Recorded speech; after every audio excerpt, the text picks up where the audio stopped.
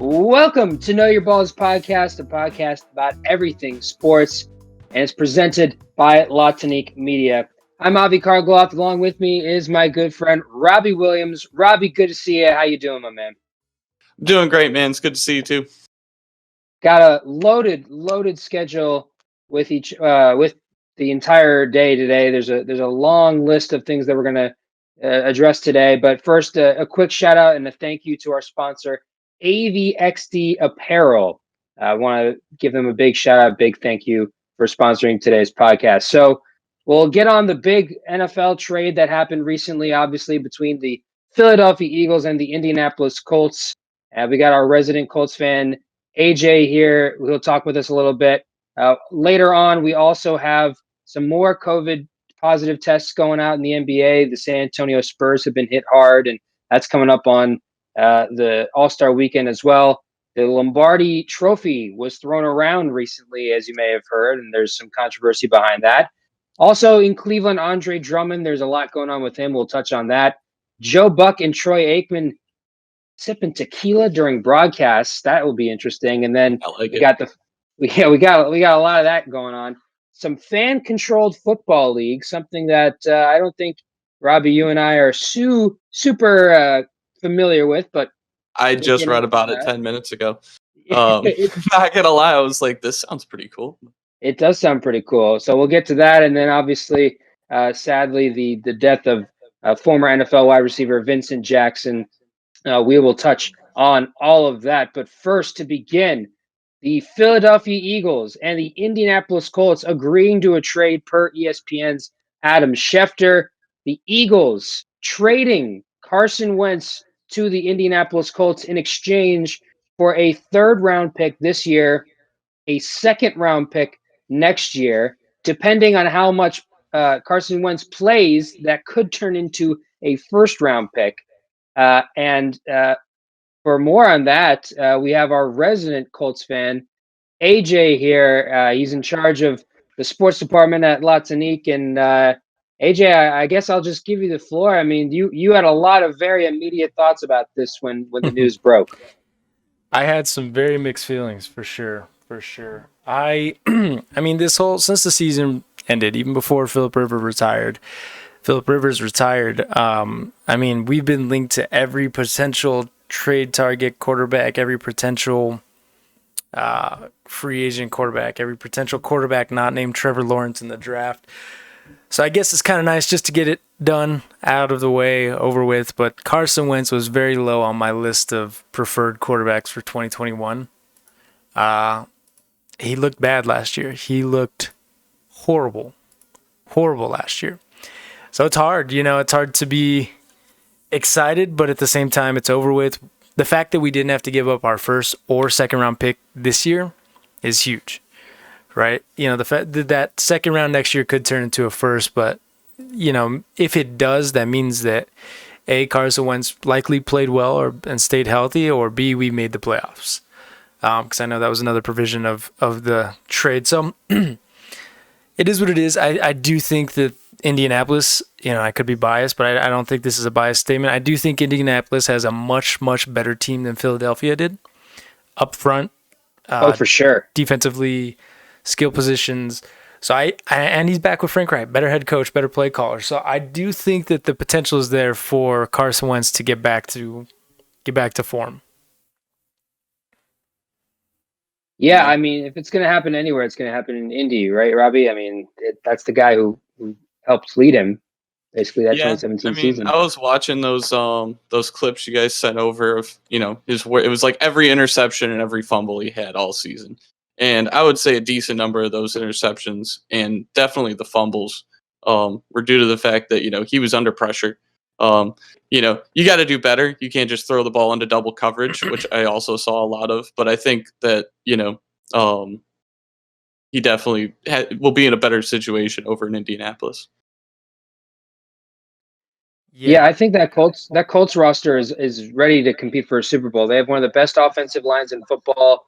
Their defense is top 10, top 5 maybe. I don't know the exact ranking, but they're one of the best defenses in the league.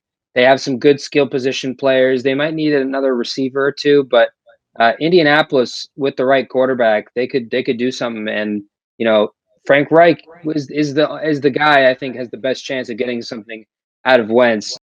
Yeah, I thought it was really cool that they made the first round pick conditional on his playing time in a possible playoff appearance.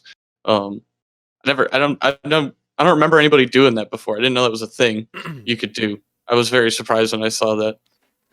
Well, I mean, the biggest knock has been he's been injured since 2017. After he tore his ACL, he's been consistently hurt, and he didn't play well last year. He got benched. If this ever turns into a situation where the Colts have to decide to bench him and go with Jacob Eason or whoever else they bring in, those provisions are set in place. Like, Colts did a good job of protecting themselves for this trade. So, I do see it as a win for sure. Something else, the Eagles, they had to take on something like $30 million in dead cap, which means it takes up their calorie space. Jesus, their salary cap. That's a lot of calories. Their salary cap space. I think $30 million or something like that in dead cap. That's $30 million they can't spend. It's going to a quarterback that's not on their team anymore. That's a big hit. They were going to have to do that no matter what. They'd still save money because they're not going to pay him the roster bonus he's going to be owed next month. But to think of where he was and how highly regarded he was, especially in his first 2 years in the league, and how the Eagles traded up for the second overall pick to get him. I remember as a Browns fan, the Browns, I think at one point had that pick, and they were getting knocked hard for not drafting Wentz. Now it doesn't really seem like that. Now they're not really, that flag isn't, has died down a bit, especially now that he's moved on to his second team. To jump back in, this will probably be my last point because I could talk about this forever. The fact that the Eagles took on that dead salary cap, that's the biggest knock on them so far on this trade. That's why a lot of people outside of Colts fans, are viewing this as a win for the Colts, right? They got a potential franchise quarterback without having to give up too much. And his cap hit, it's big. That was one of the biggest knocks on Carson Wentz is his contract is massive. And it is. He's going to be getting paid roughly around $25 million a year. But when you kind of look at it, like the landscape for what quarterbacks are getting paid these days, talking about $30-40 million a year, $500 million contract for Patrick Mahomes. He falls right in the middle of the pack, which is kind of what you were wanting for a team like Indy. We have some huge contracts coming up with Darius Leonard and Quentin Nelson and Braden Smith. So part of me would have preferred one of these rookie quarterbacks coming out of this draft because I do think it is a phenomenal quarterback class. I really do. But at the same time, rookie quarterbacks, it takes some time. I think this Colts roster is finally ready to compete. So this was the move for sure. One stat I'll throw out there before we move on is that all the quarterbacks, there are 22 quarterbacks that were taken in the first round between the 2009 draft and the 2016 draft. 22 quarterbacks. And none of those 22 first-round quarterbacks are with the teams that drafted them. None of them. Now that Wentz has been dealt. I think that is a staggering statistic. I think that is a statistic that I had to read multiple times for it to sink in. 22 quarterbacks drafted in the first round between 2009 and 2016, and none of them are with their original teams. AJ, thank you. Of course, you're our Colts guy. And next time we have a Colts subject, we'll make sure to throw you in there. So thank you. Awesome. Appreciate it. So move on, Robbie. The San Antonio Spurs had a host of positive COVID tests recently. The NBA has postponed already 6 upcoming games involving the Spurs and also the Charlotte Hornets. 4 Spurs players tested positive for COVID. This is the largest schedule disruption since the league tightened its health and safety protocols last month. And Robbie, I'll turn the question to you, and especially as we get towards the end of the first half of the schedule, where do you see how do you evaluate the NBA's COVID response so far during the season? I mean, it's such a tough thing to short of putting everybody in a bubble, this is just stuff you're gonna have to deal with. You can't really get around it. It's up to individual players to try to protect themselves and protect their team.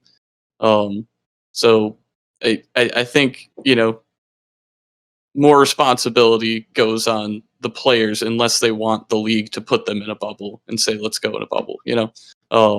Because they're doing what they can. I don't think it's I don't like it. It sucks, but what are you gonna do? Yeah, this is also interesting because the NBA, obviously, they intentionally didn't release their full schedule. They kept the second half of the season because they figured that there was going to be postponements of at least some degree. So yeah, I think it's a bit tricky. Obviously, the NBA built this into their schedule release. They knew that there was going to be some kind of postponement. They knew that without the bubble, there was going to be some delays and some rescheduling. So I give them a lot of credit for that. They're soon, sooner rather than later, we should be getting the schedule release for the second half of the season. I mean, I got to give them credit for that. They saw it coming. I think they're doing some kind of bubble for All-Star Weekend, but I mean, the strengthening of health and safety protocols partway through the season. I find that interesting because I guess why didn't they start with that? You know what I mean? Yeah, I feel that.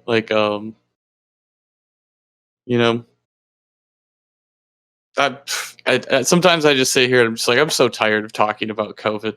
I can't wait for it to just be over. That's what my brain starts thinking about whenever I start talking about this stuff, because it's like, somewhere off in the distant future, we just aren't going to have to deal with this anymore. Hopefully not too distant. So I'll ask you this one question, and then we'll move on. Do you think it's a smart idea for the NBA to still have their All-Star Weekend? I mean, why not?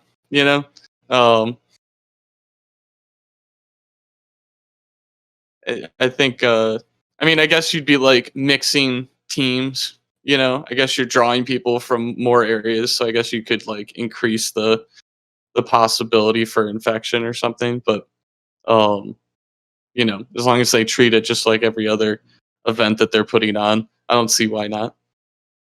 Yeah, and again, I think that their experience over the last summer making that bubble, I think it's going to help them a lot. They've been explicit with their intentions that it's a made-for-TV event. So I guess they're not really trying to hide their intentions behind it. And so, I mean, I guess if they're as transparent as possible, then then go for it. If you might as well. I mean, how long are they going to be in the bubble for just for the weekend, or for a week leading up to it? Or I think 3-4 days, if I'm not mistaken. They're already getting tested all the time, anyways, being with their teams. So I mean, yeah, as long as there are continue, the mayor of Atlanta specifically said, there's going to be no social events. It's a made-for-TV thing. As long as they stay true to that, it's going to be as good as possible, or as logistically sound as possible. Yeah. Yep. That's all you can do. Yep. So we will definitely see how that goes. Robbie, this is something I want to get your thoughts on, because I've never really seen this kind of thing before. The Tampa Bay Buccaneers, as we've mentioned, they beat the Kansas City Chiefs. They won the Super Bowl. They had their Super Bowl boat parade. Go into it. And really the clip that was going viral from that parade, besides drunk Tom Brady, Tom Brady thrown as if it was a threw the Super Bowl trophy from one boat to another. Because And I I think it know was the Gronk who he passion that threw goes the into Super Bowl this trophy to. I'm not certain, but he threw the trophy, and if he drops it, it goes into the bottom of the water and all that, and it went viral. The daughter of the original, what you call it, Smith, or the Lombardi? yeah, Or no. the I get what you're saying. The guy who Like actually makes the the trophy. the guy who actually makes the trophy, or who made the first trophies. I don't know if he still makes them. His daughter came out and said that Brady owes an apology. What do you make of that? It's ridiculous. It's completely ridiculous. Like I don't like I can't believe she actually like who did that interview? Like who actually put that out there? I'm looking for it right now. It may have been like a local station. Like, I don't think it wasn't like ESPN or CBS or like one of that league's partners. Sorry, I'm pulling it up here. But I agree. I think it's a little ridiculous. Like, they're having fun. You know, I think maybe if it wasn't your seventh Super Bowl, you may not be doing that. But I mean, come on. Like, Brady's been around that trophy almost as much as her dad. Oh, I don't care how many Super Bowls you've had. At the end of the day, the trophy's not really the point. It's fun. You give somebody something to hold above their head, be like, I'm the champion, we're the champions, whatever. But wasn't there was somebody broke a trophy this year. One of the college teams. I can't remember who it was. They were Yeah. dancing with it in the locker room. They didn't do anything crazy. They were just dancing with the locker room, and the top of it fell off and shattered all over the locker room. They just made another one. Um, Yeah, it's now that we're Wisconsin. on this, yeah, Wisconsin did that. That's what AJ's telling me. What was I gonna say? That reminded me. I think there were like a while ago, like years ago, there was a soccer team in Europe or something like that, and they were on like a double-decker bus, and they had the trophy up, and they dropped the trophy, and then the bus ran over it or something like that. I was like, The buzzer. so That's I funny. mean, on the scale of like, you know, doing a disservice to a trophy, I feel like this is on the lower end of the spectrum. I definitely think that there are worse things, and he caught it. Like he was Yeah, a nothing even decent nothing throw. went wrong. Yeah. So She's talking about it like it's a baby. Like, oh my god, you right. just threw my baby. You endangered my baby. It's like, no, like, I caught the baby, so it's fine. Yeah, I caught But like, you know, like, so I don't know. I've seen yeah. people freak out about that, like somebody like playing with their kid, like throwing him up in the air. I've definitely seen people who are like, how could you throw your kid so high up and you could drop him, blah blah blah, and it's like he But caught I him, didn't. so it's fine. Yeah, exactly, you didn't drop him. And it's All my right. kid. It's Tom Brady's trophy at this point. Yeah, basically is. Yeah, I Especially thought if you. they're winning it 7 times. I was gonna say, I thought with all the Tom Brady hate that you have, I thought you maybe be on her side of this a little bit, but No, nope, nope. I'm not that bad. Um, my Tom, my Tom Brady hate is much lower than people who just freak out about stupid shit. That's I yeah, want to know fair point. who did this interview. Like, Fox 4 now down So in it just was, probably Tampa it Bay was or a something. local station, I assume, right? Yeah, Yeah, she that must. I figures. bet you she contacted him. She probably contacted her local station and was like, my daddy makes these fucking trophies. Trophies, yeah. Greg Groves, the guy who the silversmith, master silversmith, who crafted the first Lombardi Trophy. I don't It's a know if cool he's job, still though. crafting them. It's an objectively cool job. You know what I do for a living? I make the Vince Lombardi Trophy. It's interesting, yeah. Like that, like one family's been making these, I guess, That's pretty baller, I gotta say. because they make new ones, right? It's not like one trophy Yeah, that gets passed around. They make a new it's one not every like the year. Stanley Cup. Yeah, it's not like that. No. All Yeah. right. Well, we'll take a break. We're going to listen to a word from our sponsor, AVXD Apparel, and we'll see you on the other side.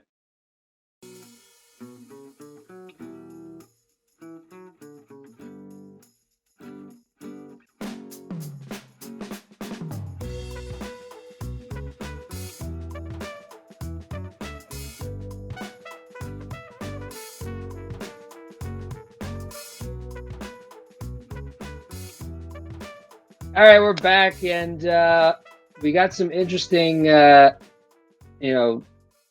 stuff to talk about right here. And this is a little bit near and dear to my heart as a Cleveland Cavaliers fan. The news came out recently via Adrian Wojnarowski that the Cleveland Cavaliers would not be playing Andre Drummond anymore, their starting center.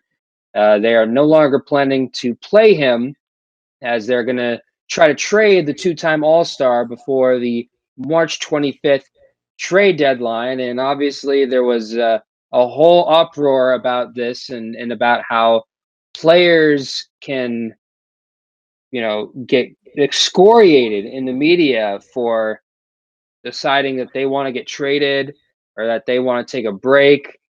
And yet when teams decide that they don't want to play a player anymore to protect their assets, basically, that it's okay. And obviously, Warriors Draymond Green had a lot to say about that and called out this double standard, and that sparked a lot of the conversation.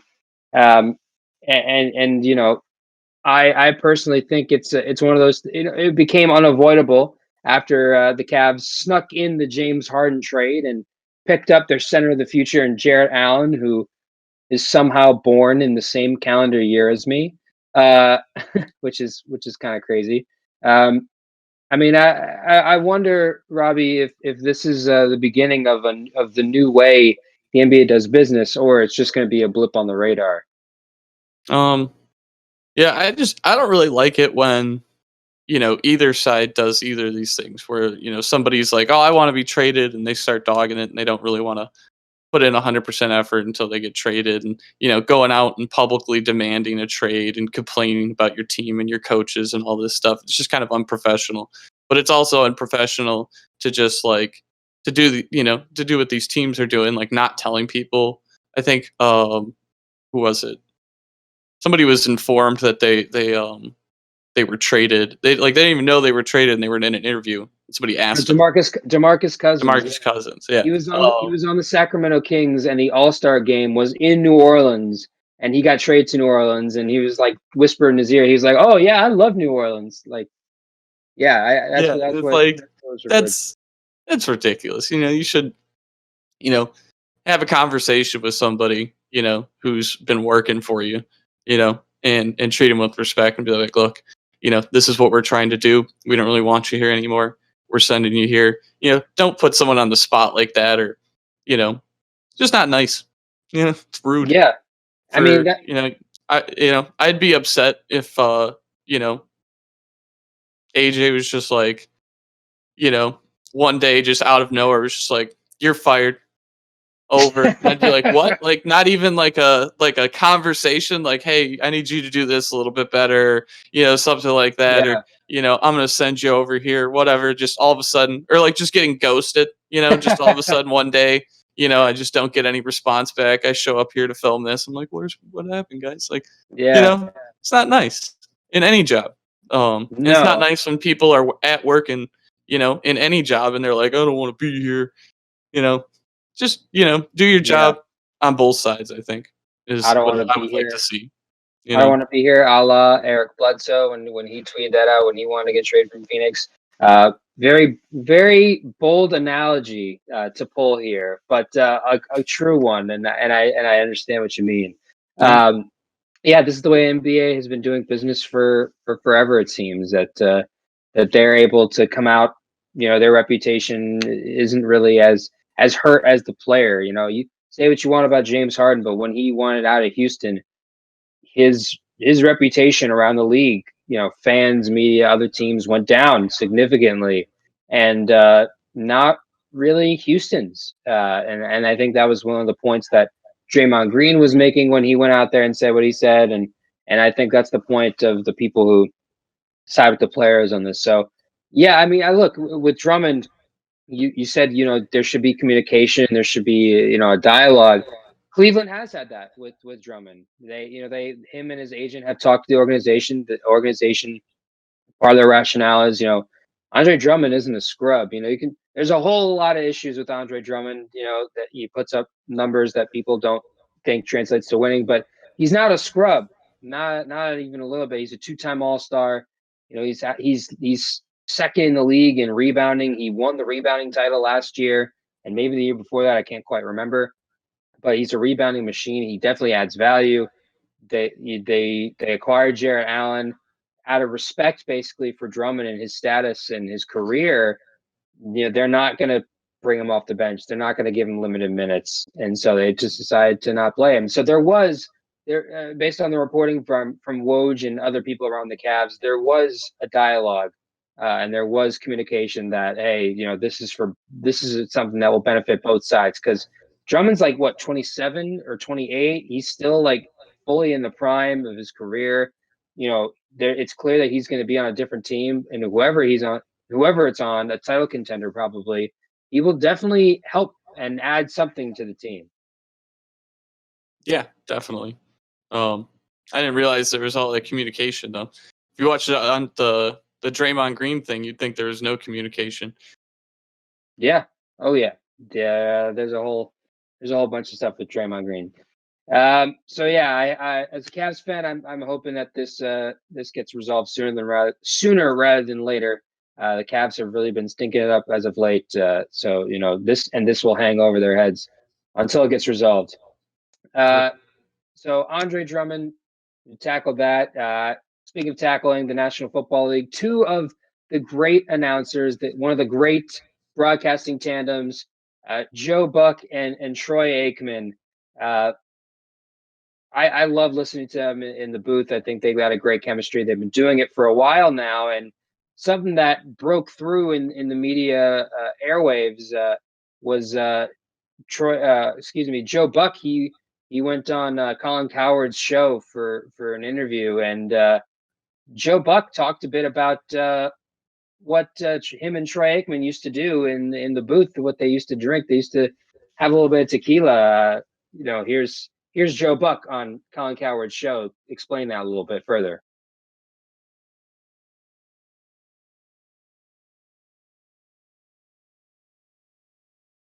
Troy this. I said, every broadcast partnership has a different feel. Regardless of who is the analyst, Al Michaels always feels like he's leading the broadcast. Tony Romo is the energizer to Nance. You and Aikman are different. You sound like college buddies. You sound like you both have a small glass of bourbon that you sip occasionally during the game, and it's an incredibly comfortable experience for me as a consumer. And I'll ask you what I asked Troy. How long did it take to curate that? It took longer for Troy and me to get there than it took Smoltz and I to get there. And I'll say this. We have had that glass of bourbon in the booth, although it's not bourbon. It's tequila, splash of Grand Marnier, and grapefruit juice. I went through a couple years where in the first inning of every postseason baseball game, I had the runner go get the biggest beer that the stadium sold.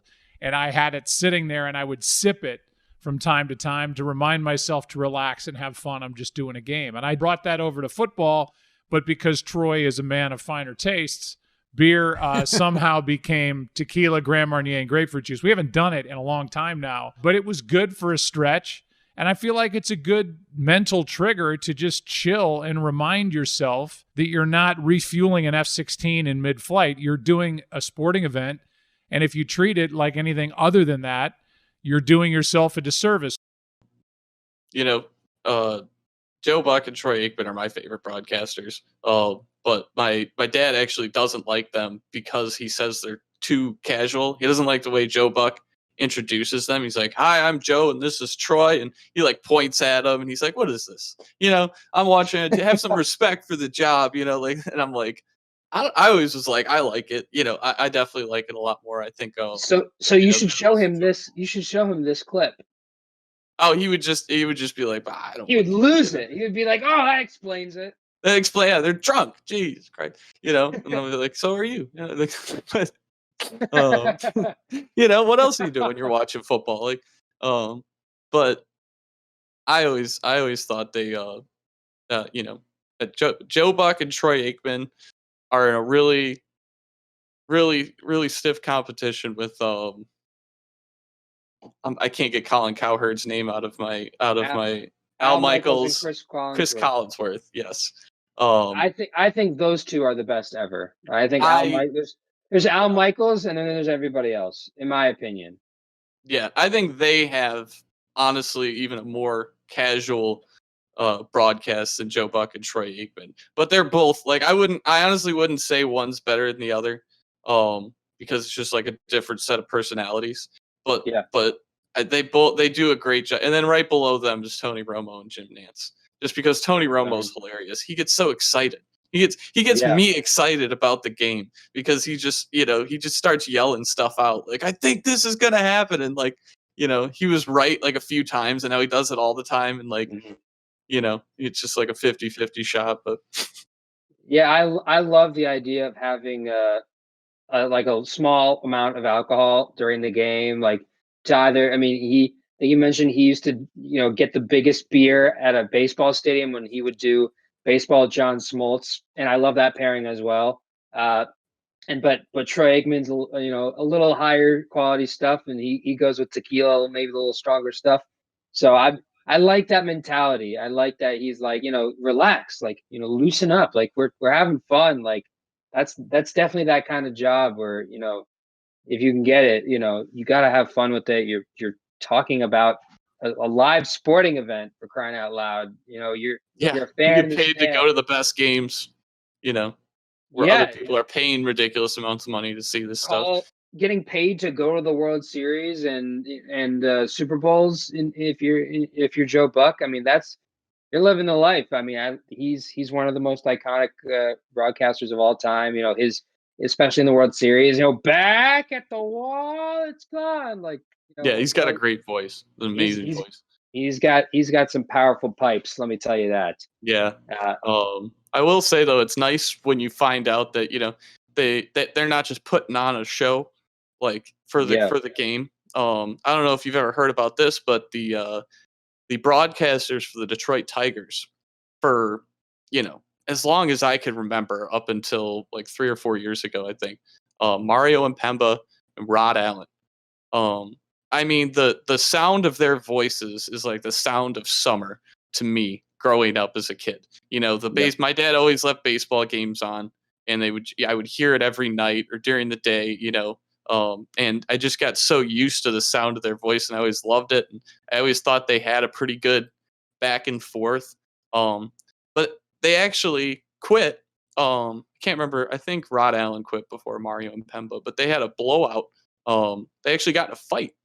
Like he pinned him up against the wall because I guess they hated each other and they were trapped in a booth with each other. Think about a baseball season. How many games is that? It's over 100, right? 162 in a regular season. 162. Typically.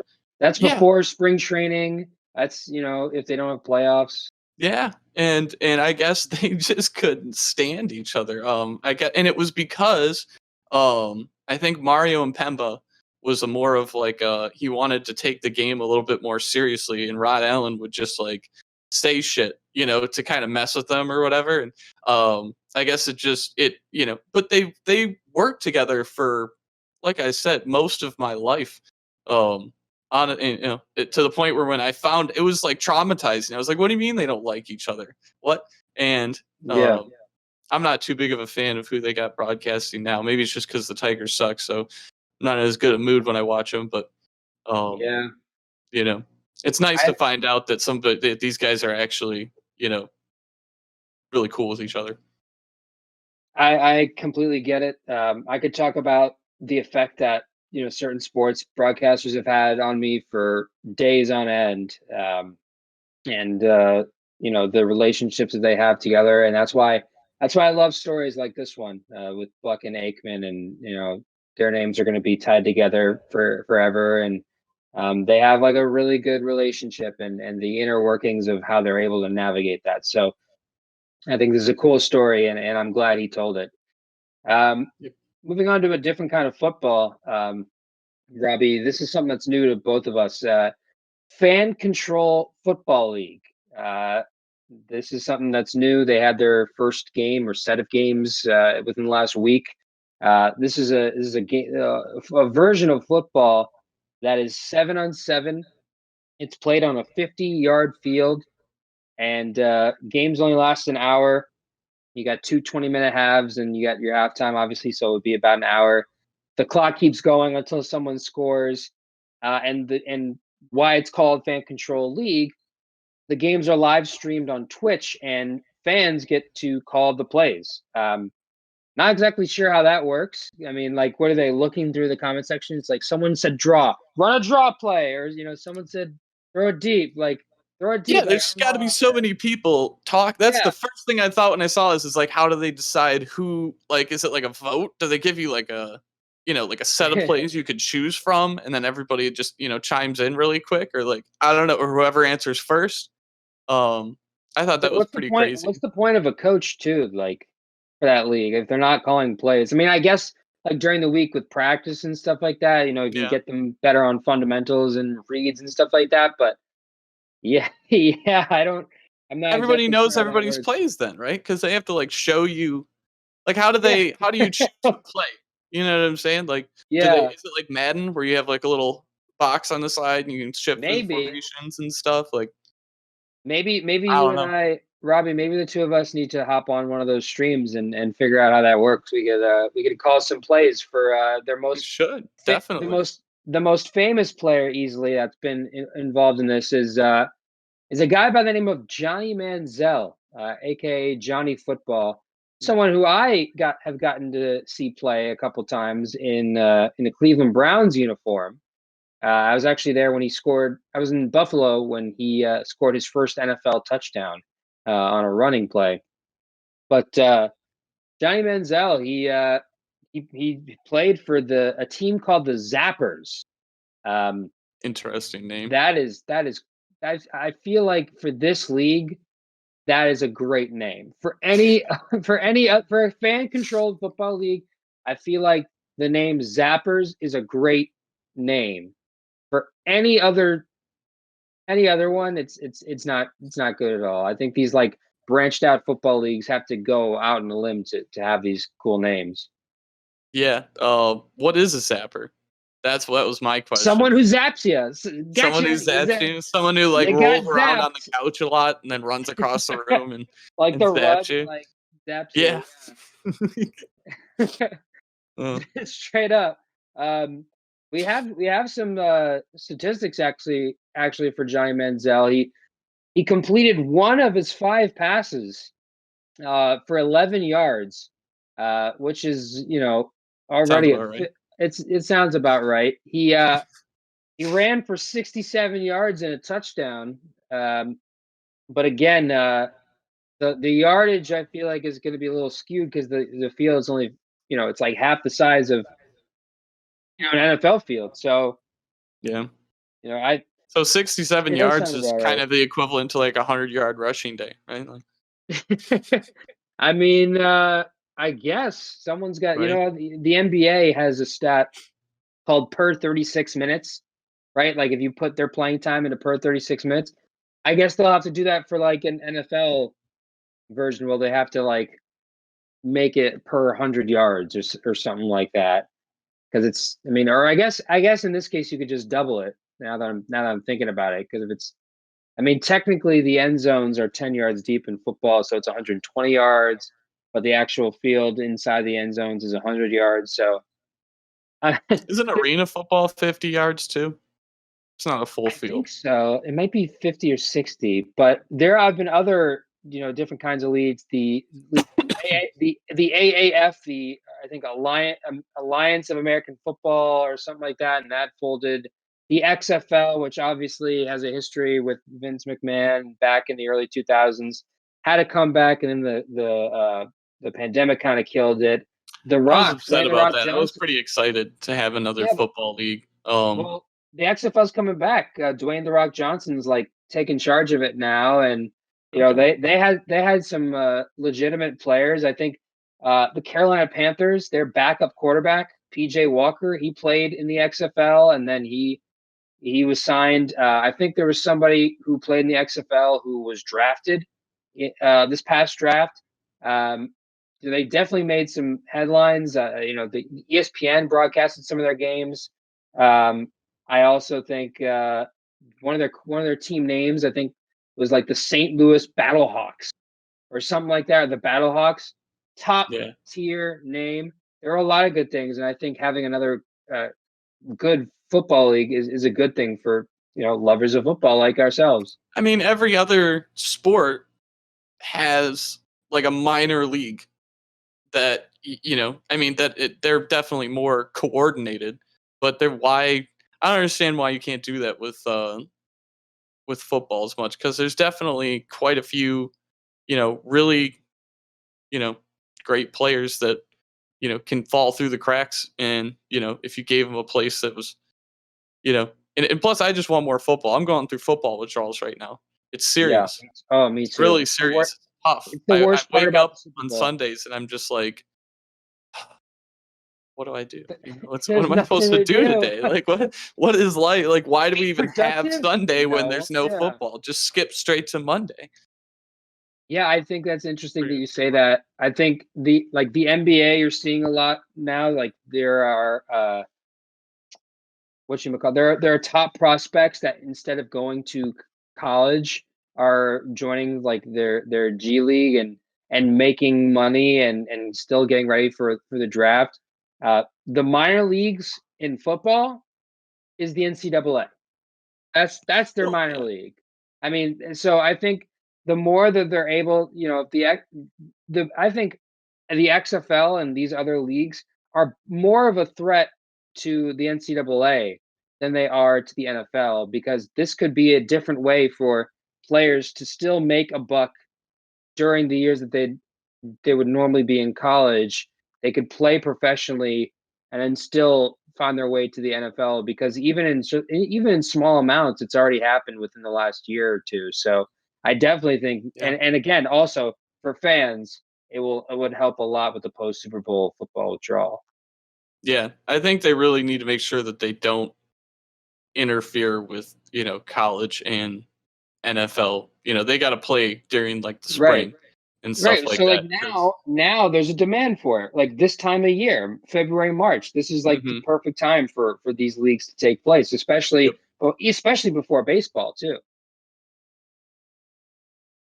So yeah, it's a shortage.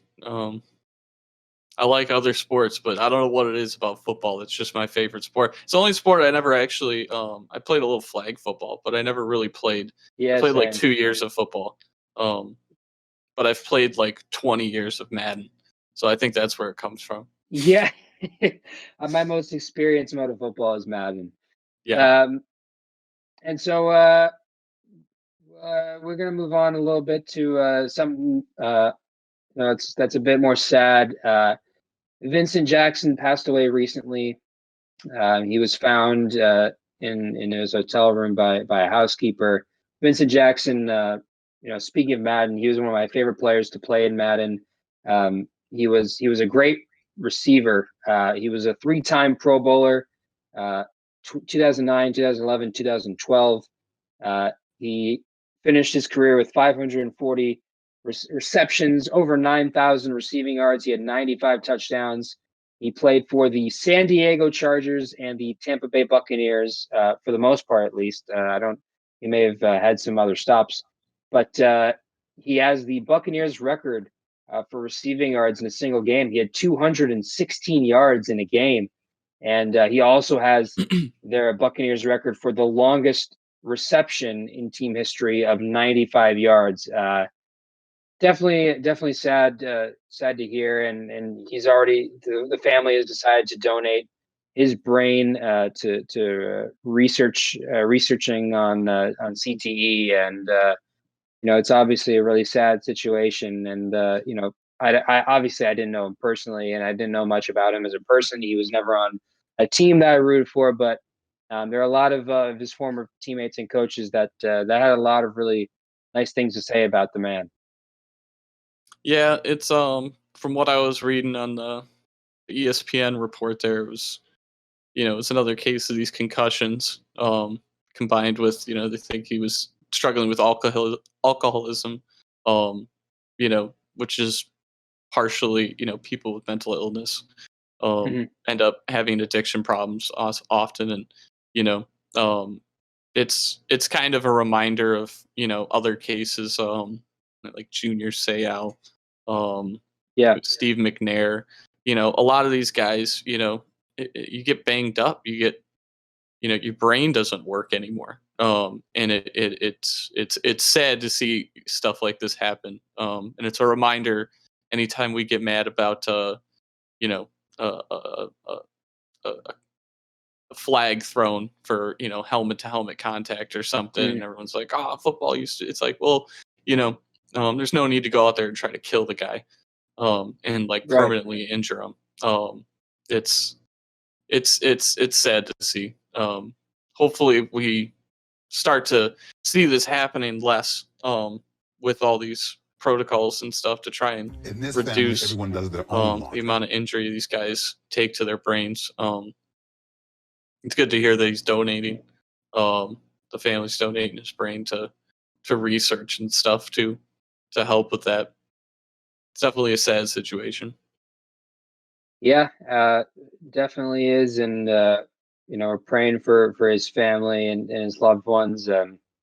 It's interesting that this receiver who did great things for the Tampa Bay Buccaneers, passing away soon after they won the Super Bowl for the first time in years. So definitely thinking about Mr. Jackson and the Jackson family and all his loved ones, and hope that they things get better for them, and hope they're comforted during this tough time. I don't want to end on that sour note, on that sad note, but I think a couple of different things we can mention before we head off. I think as we move forward, it's hard to, this is a hard transition here, but I think as we move on with sports, I think I'm sick of talking about the pandemic, and so are you, but it's really gotten me to appreciate more of what we have in terms of the sports games that we're able to see and watch, and how needed these kind of distractions can really be. And so I've never been more appreciative than I am now of the sports and the distractions that I get to have in my life. Oh, definitely. Yeah, I've never paid more attention to sports or appreciated it more. Yeah, because it's just, when they got canceled, I couldn't believe that. I remember sitting at work the day they canceled. I think they canceled the NBA and the NHL on the same day, or like really close to each other. I just couldn't believe it. I was like, what? It's canceled? Like, no more games? What do you mean? Like, it's like my brain had never thought about how lucky it is that we have all this amazing talent to watch all the time, almost all the time. Depending if you're a baseball fan. If you're not a baseball fan, the summer's kind of rough. But definitely is. So and it's good that we have sports, because we're gonna be back again. We got this sports podcast. We got to have sports to talk about. So a very loaded schedule today, and again, a big thank you to our sponsor, AVXD Apparel. Want to thank them. Want to thank you for watching. Please make sure you follow Latinique on our socials. We have YouTube, we got Instagram, Twitter, Facebook, LinkedIn. Don't forget to check out our website at www.latinique.news. Robbie, any closing thoughts for the people as we sign off? To end on a good note, just imagine the first major sporting event where the stadium is completely packed and everybody's loud and everybody's crazy. People are tailgating in the parking lot and stuff. Oh, just let it sink in for a second that one day we will be able to enjoy a raucous sporting event again. I'll meet you there, Robbie. All right, that's about it for this edition of Know Your Balls. Thank you for watching. We'll see you next time.